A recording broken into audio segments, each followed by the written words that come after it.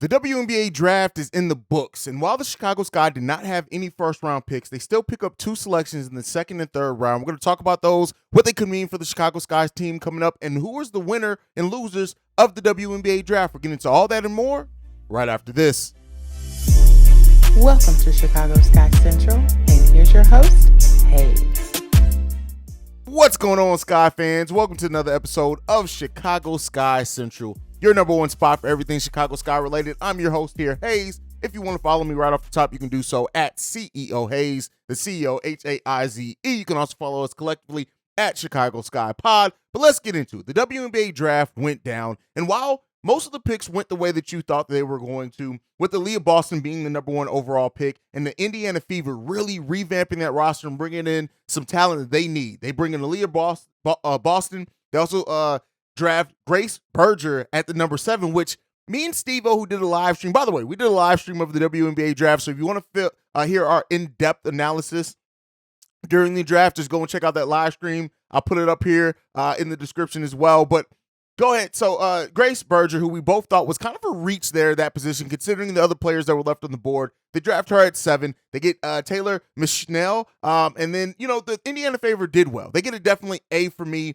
in this WNBA draft. The Minnesota Lynx did really good as well, getting Diamond Miller, of course, with that second overall pick.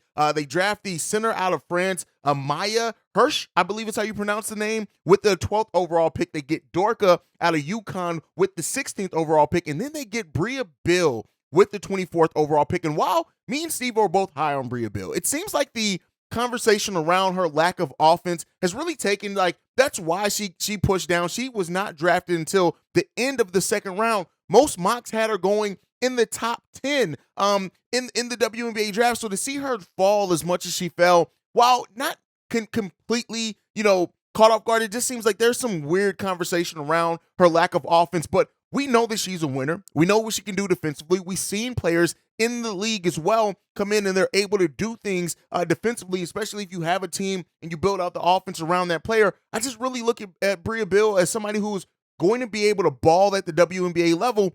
So the fact that she didn't go to the end of the second round and even the Chicago Sky passed up on her was a little bit interesting there for me. But anyway, the Minnesota Lynx definitely in the next class up. And then the Dallas Wings. Let me tell you how much I love what the Dallas Wings did here.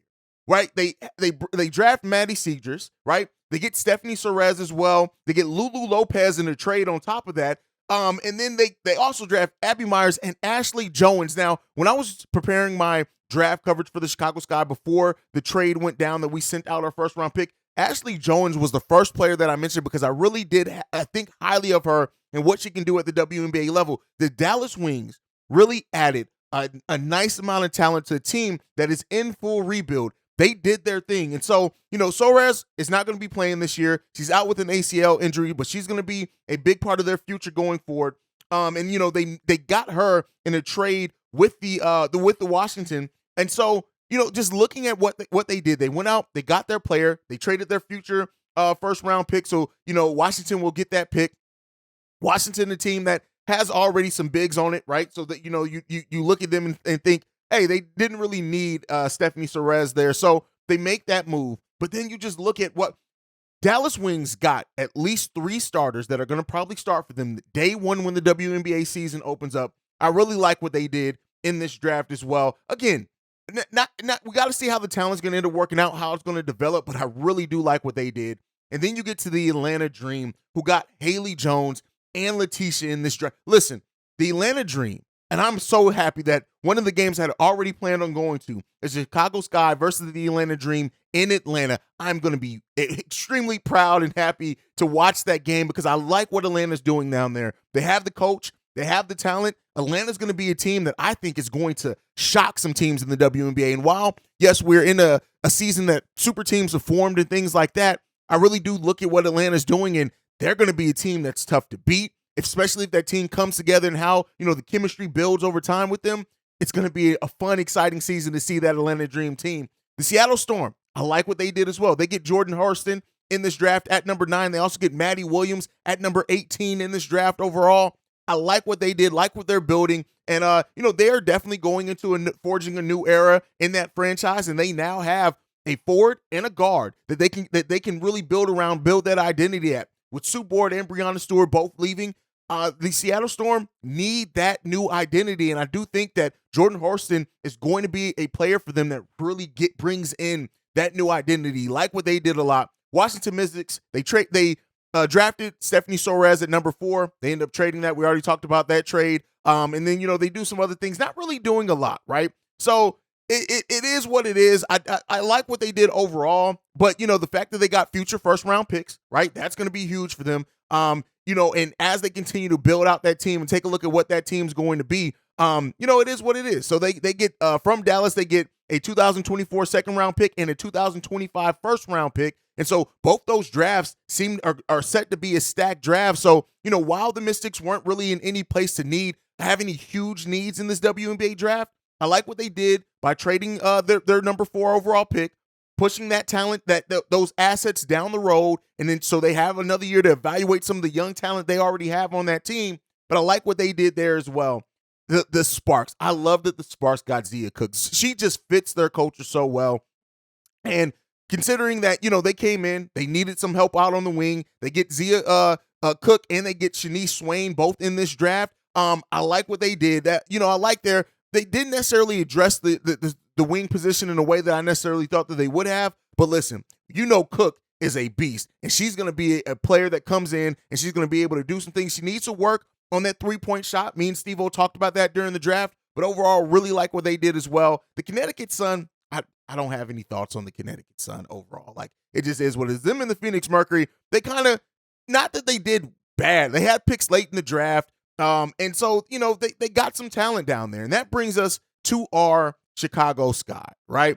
And the Aces, they had a 36th pick. They drafted Brittany Davis. The New York Liberty, they drafted 30th as well. I'm not really evaluating them. It gets us to our Chicago Sky, right? And overall, what the Sky did in this draft, right? We get Kayana Traylor there. I like what she's able to bring. I like the mentality that she has. I like the upside that she has there as well. And, Bria Bill was there. I was hoping that the Sky were going to draft her, but I try to remove my own personal feelings from what the Sky actually did. They get in Kayana Traylor. My mind says Taylor. Kayana Traylor in this draft, and she's played 110 collegiate games. Over that, she's averaged 9.6 points per game. She shot the ball 41% from the field, 31% from three-point range. She's averaged 3 assists in her collegiate career and right under a steal per game in this. What does this mean for the Chicago Sky when you look at it?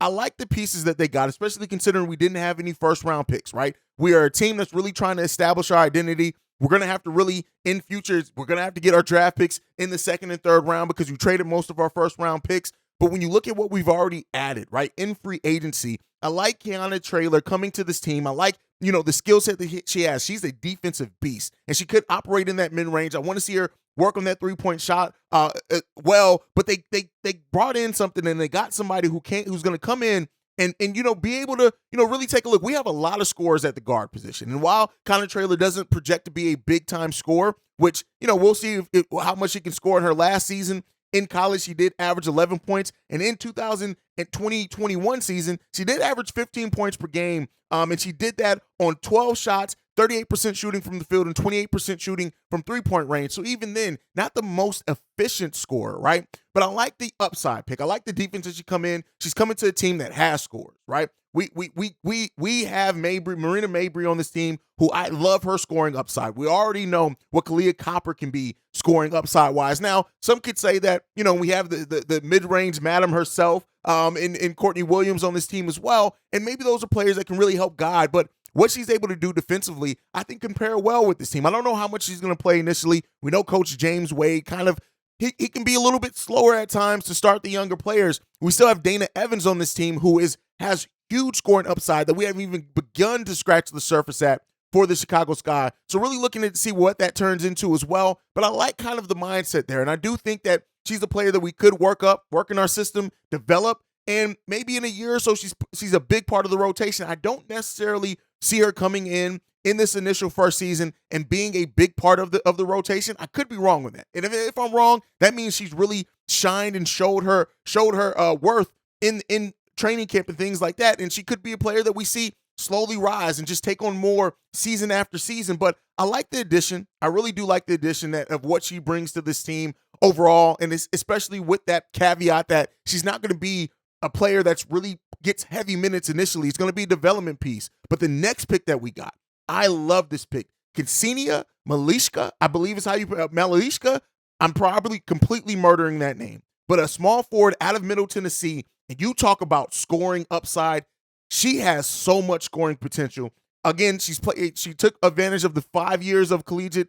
She only played a total of 128 games, only started 5 games in that. But when you look at what she's able to do in the last season in Middle Tennessee, she averaged 15 points per game. She did that on 48% shooting from the field, and she took about 2.5 3-pointers per game and hit that at about a 28% clip. Now, because of the position that she plays, that 3-point shooting percentage is low, but I'll take it, and I think she's going to not nearly take that many threes. She also got 5.5 rebounds per game. Now, overall in her collegiate career, it's kind of offset because she didn't start, because she didn't play a lot of minutes, only averaging 18.3 minutes per game in her collegiate career. But her last season in college is where she got the most minutes, and we saw her really step up and perform well in that time. It's going to be interesting to see how she plays, because I can see her coming in being a similar Wnba type role. Now, she's not as big as Wnba. She's probably not going to be a starter, but again, a center. But because of how the WNBA works, you can see her playing small forward, playing power forward. So I like what they I like what they get here. I do like the fact that, she pushed that Middle Tennessee team to go on what they went to. We also got Traylor, who helped go push the Virginia Tech to the Final Four. And we got Malashka, who as well comes in after helping Middle Tennessee get to a Conference USA regular season tournament title. So, we brought in players that have some pedigree. And so, she, as well as Kseniya, was the second leading scorer despite coming off the bench. So that shows the scoring upside that she has. I like what the Sky did overall here. I like the level of talent that they're adding. I just think that, you could have done worse at where the Sky picked. And I think that they got some pieces that if you can develop and if they adapt well to the WNBA game, we could be looking back at these players being like, hey, this actually turned out really good for the Chicago Sky. So I like overall what the Sky did. I can't wait to see how they go, how they develop in training camp, things like that, how much we actually see them in their initial rookie seasons. But again, we're getting closer to the WNBA season starting. We are a little over a month away from the W starting their season and tip-off happening, and we're going to be locked in right here, so make sure you're locked in. This is going to be your number one spot for live post-game shows, live halftime shows if you guys are interested in it. And we'll probably be dropping the most content of any Chicago Sky podcast around, aiming to do about 3 or 4 episodes a week during the actual season. So make sure you guys are tuned in for that. But that's it for me for today. Make sure you're following the show at Sky Central Pod. You can also send us any feedback, questions, comments, concerns, ChicagoSkyCentral@gmail.com. And then lastly, if you want to leave a text message and our voicemail, 773-270-2799. Now, we do share that with Chicago Bulls Central. So if you hear that on the voicemail, don't let it turn you away. But that is it for us for today, man. We'll see you guys the next time we go to Skytown. Peace, y'all. This has been a presentation of the Break Media.